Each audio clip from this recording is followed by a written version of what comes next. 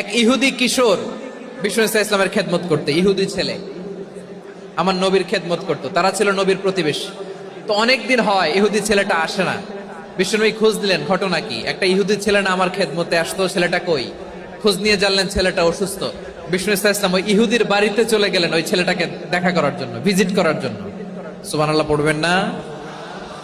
গেলেন, যে দেখে ইহুদি ছেলেটা মুমূর্ষ, জান জান যায় যায় ভাব, বিছানায় পড়ে আছে, তার বাবা দাঁড়ানো। বিশ্বনবী তার মাথার পাশে বসলেন, মাথায় হাত বুলিয়ে দিলেন, আর ছেলেটাকে বললেন, আসলিম, হে ইহুদি ছেলে, আসলিম, ইসলাম ধর্ম গ্রহণ করো। তো ছোট্ট ছেলে ভাবে আমরা ইহুদি, এখন ইসলাম ধর্ম গ্রহণ করলে আব্বা যদি বকা দেয়। ফানাযারা ইলা ওয়াজহি আবি, ছেলেটা তার বাবার চেহারার দিকে তাকালো, দেখি আব্বা কি কয়।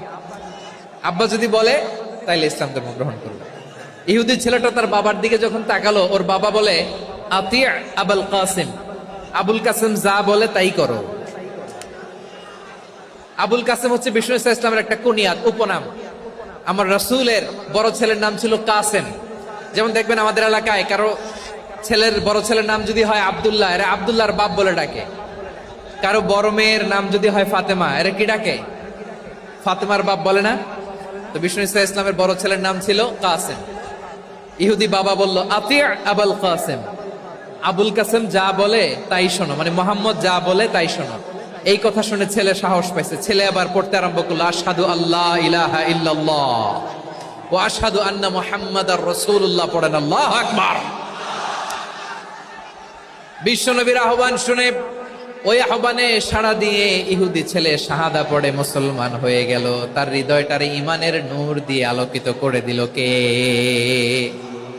প্রিয় ভাইরা, এবার রাসূল সাল্লাল্লাহু আলাইহি ওয়াসাল্লাম বের হয়ে আসলেন ঘর থেকে, আর বললেন, আলহামদুলিল্লাহিল্লাযী আনকাযাহু মিনান নার।